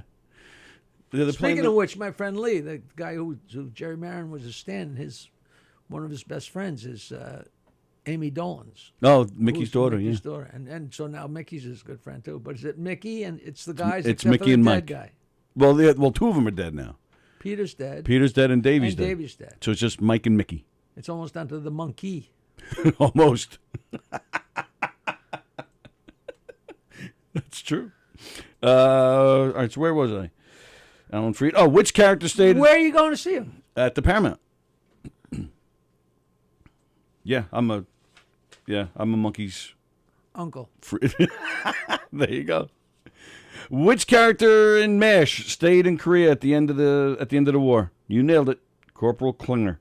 Elizabeth Batapete got that right too, and you guys got Alan Freed right. Okay, the Koreans. Which one stayed in Korea? The Koreans. Okay. The Terror of the Monster. An early title for a best-selling novel which inspired one of the highest-grossing movies of the mid-'70s. What movie are we talking about? One of the highest-grossing movies. You said something with Jack Lemmon. Not Jurassic Park. That was later, but you're on the right track. This one was a little worse than that. So Andrew Plagano says The Exorcist. That is incorrect. Elizabeth Batapete says my mother-in-law. Nobody got this question right. Talking about Jaws. Oh, okay. So yeah, that's what I'm saying. The title is throws you off a little bit because he, it wasn't a monster. For 12 long years, she kept the virginity, which was quite a record for this vicinity. I remember Robert Shaw saying that. Right. Gonna need a bigger boat. What percentage of Americans cannot identify America on a map? Was it 14, 28, or 52? Jackie said 52. Kirsten says 28. Andrew says 14. Elizabeth says 28.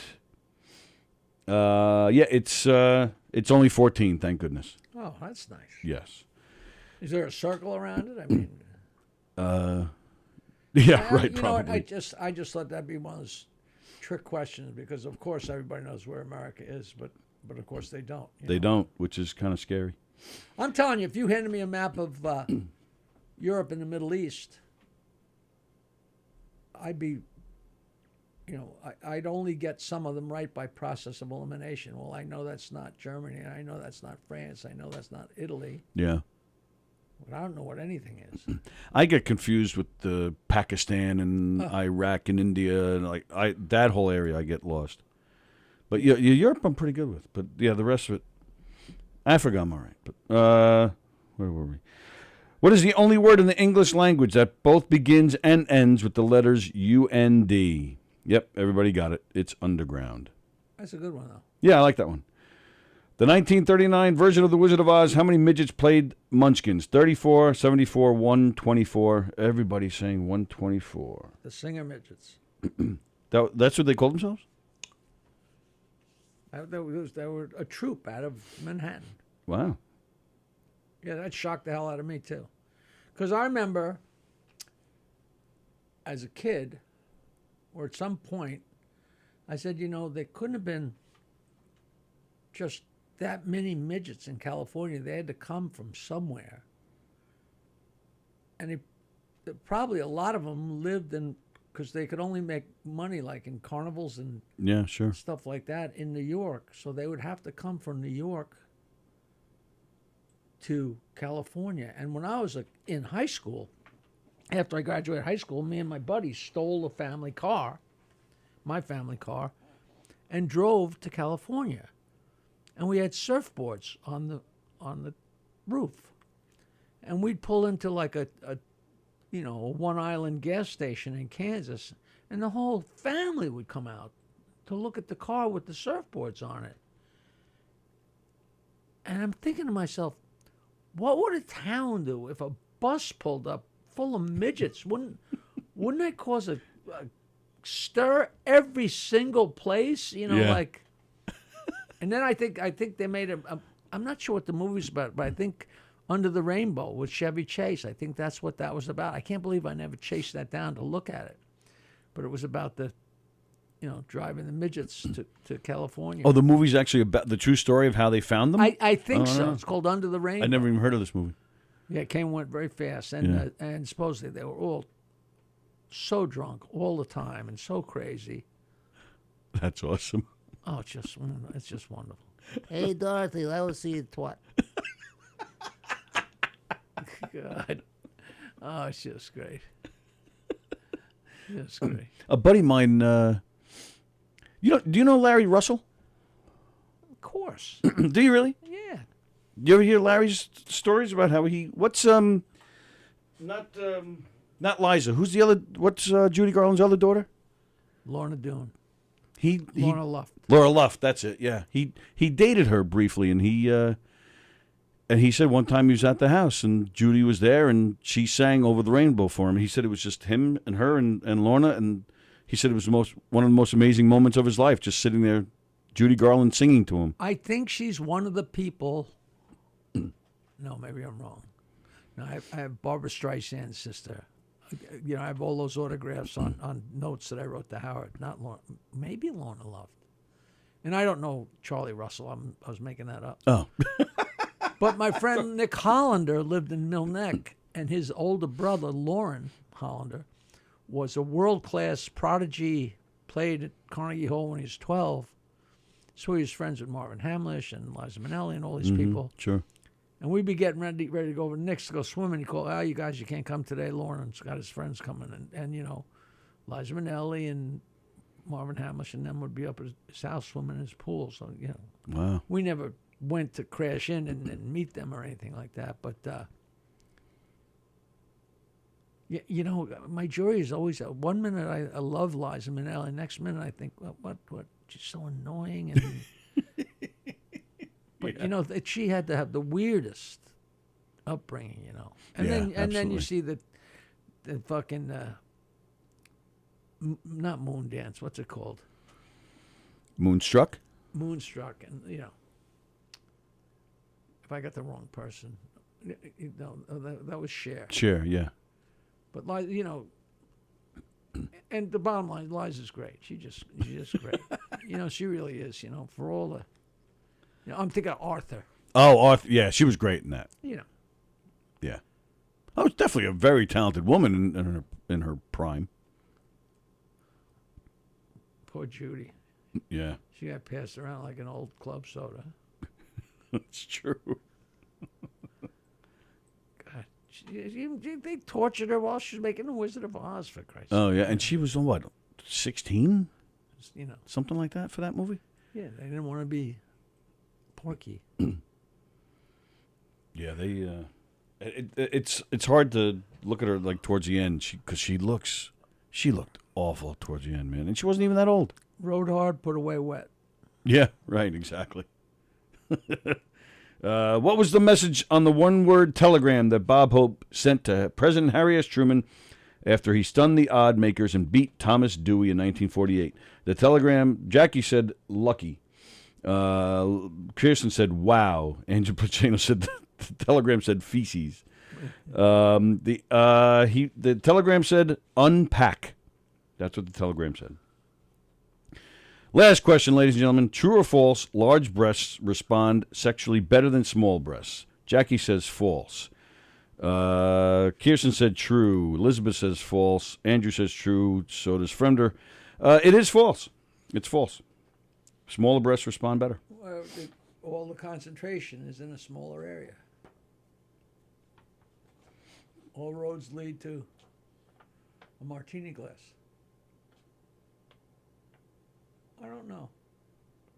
See, the problem is guys don't care. Well, I wouldn't say that's a problem. No. We don't care. We're not picky. We're just happy to have breasts in our face. You've seen one, you've seen them both. Right? Absolutely. So silly. You got 1, 2, 3, 4, 5, 6. You got 7 out of 10 correct. That might be the best anybody's ever done, and I'm not kidding about that. That might be the best anybody's ever done with our Tuesday trivia, and we do that every week. 7 out of 10. I'm impressed. Put my name at the top of the video game. Man. There you Do go. you know? Did you ever read this book, the comedians, the American comedians, the story of low lives, rat race? What's it called? The title is the whole thing. Somebody was just telling me the other day to check out Wayne Fetterman's book, The History of Stand-Up Comedy. Drunks, Thieves, Scoundrels, and the History of American Comedy. No. That's the comedians. And, That's a great title. B.F. Keith, Benjamin Franklin Keith, who had this country's hugest vaudeville circuit, got his start exhibiting premature Negro babies. Oh my God! Did you ever see old footage of Coney Island where you're walking down the boardwalk and Yeah. it's like there's a midget and there's skee ball and then there's like kids, premature babies it was an exhibit. What, like just photos or Premature babies in their incubators, and it became a thing. It was a thing. I don't know whether he toured them, but that led to his vaudeville circuit. And all the huge movie producers like the Warner Brothers and Sam Goldwyn Right. and Louis Mayer were all from within the same 500-mile radius in Europe. And they all got their start with, they had, the places in Coney Island or like at carnivals or something with skee ball and different arcade games. Right. And then this new thing came, this kinescope, where people put in money and cranked Right. and saw like a 30-second movie or a minute movie, and then Yep. then it would work automatically. And these guys noticed that there was no line in front of the skee ball, but there was a line in front of this kinescope thing, and they started putting more kinescope machines in, and that led to them becoming movie producers, which is so logical, but so, they saw the value and that people wanted to see moving pictures. That stuff just, did they trip over that, or is that intelligence? Is that forethought? It's What you just see a line. You see the line. That's all you need to see. That's Ed Sullivan. But would you have seen that line if the line didn't exist? If you take my career or whatever you'd call it, Yeah. if you took my life and connected the dots backwards, it makes total sense. Every single, not if you stop where I quit the show or left the show, but each thing led to something that led to something and it was a total lot, but there was no logic to it. It was, It was totally haphazard. You missed this, so you did this, and you missed that, and you did this, and well, what if that hadn't happened? You can't say that because we wouldn't have known it didn't happen. And my friend Burf always said, "Why is everything the way it is?" Because it has to be. Right. Because if it wasn't the way it is, it wouldn't be this way. It'd be that way. It can't. Things can't be any different than they are. If you look at somebody's life, you don't see those little bits of of the uncertainty. You don't see the, Right. You just see what happens, what each chapter is, but you don't see that little stuff in between of, again, the uncertainty of and the unknown of, oh my God, what am I going to do now? Right. The road, the road taken and banged into the wall. They always say if you're going down the road and there's a fork in the road, the guy's going to do best who guesses and goes on. Right. Because if you're standing there scratching your head which way to go, the guy who goes down the wrong way is going to get to the wrong way and come back and start down the right way while you're still standing there scratching your head. Well, and that takes me back to the documentary, and I think that's why you have such an interesting story and why I love this documentary. Because people will say it's not about the end game of making $1 million from, say, a TV show. It's enjoying the journey of getting there. And that's exactly what your life has been. All these interesting things just come your way as you're going through this journey. You don't really have an end game other than entertaining. I had no idea what I was doing. I knew I would like to be successful. I think I wanted to get known, but I think back when I was playing a band in college, I think at one point I was thinking, oh, how great would that be, a marquee with my name on it? And I think I never thought about it again. I think maybe I saw a Jefferson Airplane marquee and I said, oh, that'd be great if it, And then a billion years later, my name was on a marquee and I said, oh, that's that thought I had. But it was never, like when Howard Stern called me up and said, you want to come in and hang out on the radio? It wasn't like, wow, maybe this will lead to money. But maybe in the back of my mind, that was such a given that, it was one foot in front of the other. Like, never set out to be a comedian, never set out to be on the radio. I didn't know what the hell I was doing. I was playing guitar to meet girls. I remember in college, I graduated college, I said, well, listen, I'm going to be in the bars anyway. I might as well be playing music and making some money, which is absurd a thought as you can think, but that's, the whole time I was with Howard. He called me up and said, we'll go in the mornings. I want you to come in and do your thing with the notes. That was the extent of my job description for the next 15 years. It was never, why don't we do this? What about that? It just, that was, you know, and all the things that came with it, you didn't even think about it. Like,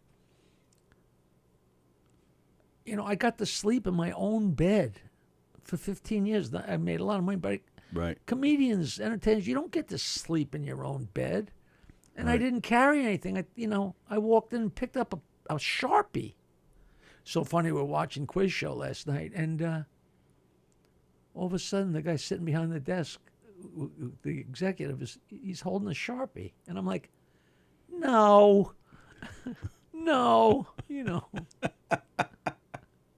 I love that. But that's my point. You didn't, you know, set out for that career. You didn't send resumes. You just, whatever came your way, you just took it on and turned it into. We were pushing. Me and Nancy were pushing. I know what we were pushing for. It wasn't like, hey, let's try and get a TV show, or let's try and get a club, or let's try and get a, you know, like, we know what the fuck we were doing. You know, but we're trying to be creative and figuring something is going to blossom, right. You know? Right. And right. And again, that's what I'm saying. You just tried it out. I mean, was there ever a time when you worried about money? If you're not trying anything, you don't have to worry about failing, you know? Right. I'd always worried about money, but when I decided, all right, the band isn't working, I'm going to try doing comedy, and started telling jokes on stage, every month or 3 months or 6 months, I made more than I had in the previous 6 months. Right. And that went on and on. It was always doing a little better. It was slow. And then all of a sudden I'm making 200 a night, and then I'm making 300 a night. You know, I remember, you know, Big Pussy called me, hey, you want to work my club in Riverdale? You know, I'll pay you $200. I'm getting $350 now. And then he called me and said, you want to work the club? I got you $350. Nah, I'm making $500. It happened a couple of times. We still laugh about it. Because it's, you know, you got to kind of test the waters and push your price up a little, you know. But, yeah, and then the Stern Show slowly, but the only reason I made more money is because I screamed and kicked and walked out, and, you know, people forget all that. I mean, I walked off the show at least 3 times. Because it wasn't fair what I was getting. It just wasn't fair. Right. But you don't get what you deserve. You get what you negotiate. Yep. You know, and through time you listen to, you know, more and more things you hear about people that left or dropped out because they didn't think it was fair. And then the truth is, there's always 20 people behind you that'll take your job. So, you know, what can you do? Right. But now, with the times of tide, you know, like, I'm not going to drive this truck anymore, and there ain't 20 guys behind me that are going to come do it for $4, you know. So it's interesting. Yeah, you know, me and Nancy fought tooth and nail before we even were a couple, but never about money. You know, it's like, because we didn't need it. I never had any money. I remember thinking, oh, someday I'll have money and I won't have any more problems. And all of a sudden you get a lot of money, and that's just one of the many problems on your shelf is money. And you take that problem out. Before you even put that down, there's another problem, you know, takes its place. You know, it's all your head, you know. You know, if you had a little bit of money, you'd buy this, you know. We got some money, you know, you send the family to Disney World. If you don't have money, you don't do that. You know, it's like, you know, I never started doing Coke or buying Ferraris, not Ferraris, but, you know, like fancy cars and expensive vacations. And, you know, we just kind of lived the same the whole time and saved up money. We had a lot of money saved up, you know. Lost it in the crash, and, you know. But everything, you know, is just a fun ride, you know, lots of ups, lots of downs, you know, lots of thrills, lots of heartbreak. But what are you going to do? You know, it's like girls, you know, you fall in love with somebody and you take a chance, you know. Either you never take a chance and, you know. I always thought that was one of the things about Howard, that he never got his heart broke. That it changes you. Oh, yeah. It rounds you, you know. I'm not sure it's necessary, but there's a whole thing there, you know. Never again, you know, blah, blah, blah, blah, you know. Because, you know, you put it out on the slab and somebody hits it with a sledgehammer, intended or not, you know. Guys like him, though, they had I don't know if they need, like you said, I don't know if it makes a difference or not, but may not have had a heartbreak, but a rough upbringing, which has similar effects. But that's probably one of the greater inventions of that entire show. Oh, okay. That's more bullshit than me being a cheapskate. Yeah. Yeah, really? Upper middle class Jewish household. You know, please. In Roosevelt. No? Yes, you know, in a nice home, you know, like it. His father owned a recording studio. You know, the thing about his father yelling at him. It's a family outing on a Sunday to the father's recording studio in Manhattan, and his father yells at him, Right. "Don't do that." Right, yeah. You know, and so the world thinks that he got swatted around his whole childhood. It was Yeah. you know, I'm sitting with Fred, and you know, Fred's father beat the hell out of him until he left, and then his wife remarried, and the stepfather beat the hell out of him, and he'd start going on and off about what a rough childhood he had. You know, I said, my father's passed out drunk, and I'm in 4th grade rapping the presents for my little brother and sister. And Fred says, yeah, and mine's beating the shit out of me, but let's listen to his tale of woe, you know, which is fine. It's theater, you know. Right. That's it exactly. It's his game. All right. Well, all right. So the movie is tomorrow at 8:00, the Belmore Playhouse in Belmore. Send your email to Jackie, and come join us. I'm looking forward to it. Like I said, I've seen it. I loved it, and I'm looking forward to being there tomorrow and seeing it on a big screen. I'll be interested to see. I hope, you know, get a vibe on it. See what you think. Okay. What you think of it. You know? I will, and Don Sill will be with me, so he'll check it out. Sallie is coming, so yeah, we'll be happy to do that, and yeah, really looking forward and appreciate the invite. That was very nice, very nice. So, what am I gonna do? You must have been really desperate. Now, how many people are doing shows here? There's Is it around the clock? No, we're not around the clock, but we're probably around, depending on the day, but it's, you know, maybe 3 or 4 a day, depending on the day. The weekends are pretty empty. We have one show on Sunday, and Like when somebody's out there performing, you're not doing a show back here? we do that.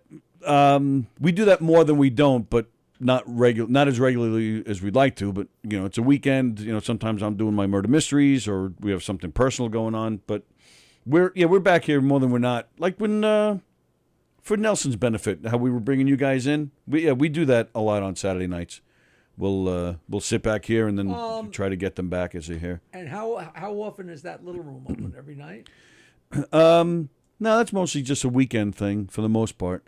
They're doing, I don't know, I'll give credit to, there's a comedian, Stephen Rocco Perillo. I don't know if you've ever seen him. He dresses all in black. He's got that black bandana, and he's got the eyeliner. I don't know if you've ever seen him around here, but yeah. He's running an open mic in there, which has really taken off. I mean, he packs the room with people just coming for an open mic, and guys like Joe Curry is in here almost every Saturday, taking notes and trying new stuff out. That's really kind of taken off in there. But yeah, then you have your local comedians. They'll produce their own shows in there. But yeah, that's going on regularly in there. Because I'm toying with the idea of doing an actual jokes show, you know, with like a little interactive and, you know. But, you know, every time I get psyched to do something like that, I'm like, nah. You know, I was going to bring my word game with me today and maybe play it. And I said, you know, I'd rather talk to Tony for a while, you know. But there's a game we used to play on the radio show that I loved, and you know, and some people loved, some people hated, and you know, but I guess anything you do, some people love, some people, you know, some people don't want to deal with thinking. Yeah, right. You know, my girlfriend before Barbara, I'd say, you know, you like the word game? No, I don't like games. Really? I don't like games. You know, it's one of those things like, you know, I don't like caviar. You know, I don't like Coca-Cola. I mean, it's what you like, and if you don't, you don't. You know, who cares? But I'm surprised to hear that, because I remember the game, and I thought it seemed to be a popular thing from what I gathered. You know, truck drivers used to say, "Yeah, I'm going to crash my truck because I can't find something to write with." It's so funny. So, well, what do you mean? You mean like in the like a joke workshop of some sort? Well, I'm not even sure. Like, I had a bunch of different ideas. Like maybe like play 20 minutes of jokes and then give it. Like when you're in school and you have to read a story, and then they ask you questions on the story. Mm-hmm. Oh, that's funny. How many oranges did Dirty Johnny have? And right. What did the Jewish guy do to his wife? I just different ways, to make something interesting and different. That's interesting. Yeah, ask a question like that and then see what their punchlines would be. Who knows? Oh, that's kind of cool. Are we going to lunch? Or are you scared of the rain? You got to run home? What are you doing? No, are you buying me a tuna fish sandwich? I'll buy you a tuna fish sandwich. I got to go flirt with that girl. What's her name? Claire. Is that the old one or the young one? No, Jeannie. Claire's the one you gave the book to. Okay. the one with the bad grill. Yes. And Rita passed away. Did I tell you that? Is she okay? Well, probably fine now. Yeah, since she passed away. Which one was she? She was the one that you sent the book to by accident, and she got all upset. The Catholic girl? Yes. Yeah. She was young. No, she was in her 70s. But she's not the wisecracking old one. No, that's Jeannie. The one the waitress, the one that we always joke around with. Yeah, that's Jeannie. And Claire is the younger version of Jeannie. Right. And the problem girl's dead. But I'm ready now. I'm more than ready. Jack and the Joke Man. I now see that the two skeevy waitresses and the Catholic dies. You see that? That's where that religion gets you. That horse crap. Yeah, but they're not 70 or in their 70s. Well, I don't know. I don't know how old Jeannie is, but are you sure you want to say this kind of stuff and then go there for lunch? It frightens me.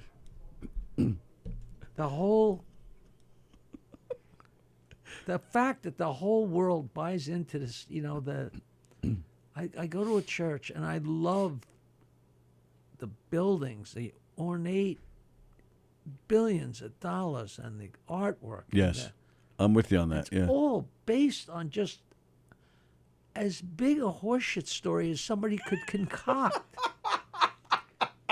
And I'm waiting for somebody to stand up and say, "Wait a minute, this is bullshit." Did you ever see Bill Maher's movie?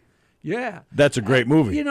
Because if you look, they tried a bunch of times. They tried with December 25th being the Savior's birthday and the virgin birth. They just like I'm sure the Homo sapiens, our species, they probably went down so many dead ends and everybody died out until finally somebody made it through the cracks. And we made it through the cracks the same way religion makes it through the cracks. And, and then the Protestants are killing each other by the millions because I think Jesus was tall and you think he was short, so let's kill each other, Right.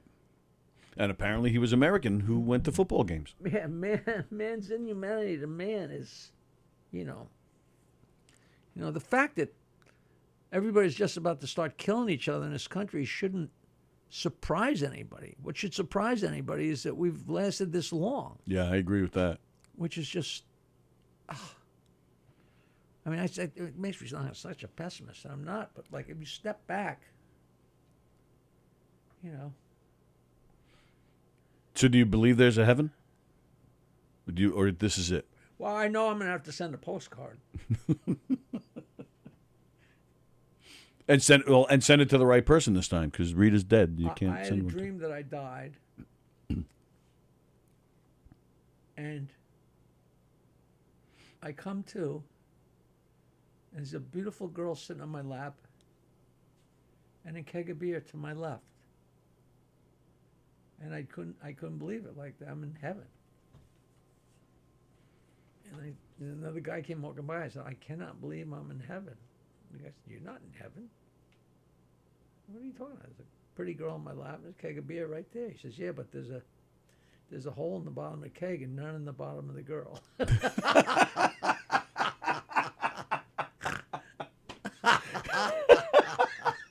You totally got me. I thought this was a real story. It was.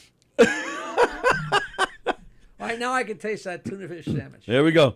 Jackie the Joke Man Martling. Thank you, pal, as always. Always a good time. Email me, jokeland, JOKELAND at AOL.com and complain about something. See you at the movie. What's today? Tuesday. What's on tonight? What's on tonight? Oh, Joey Petroni's on tonight at, boy, what time is that? 6? I forget what time that is. But that's on. Domestic Disturbance is on at 9:30. And then tomorrow you got Don Sill with Donversations. And then Sallie and I will be back Thursday morning at 11 a.m. Enjoy the rest of this wet Tuesday. Enjoy your Wednesday. See you Thursday.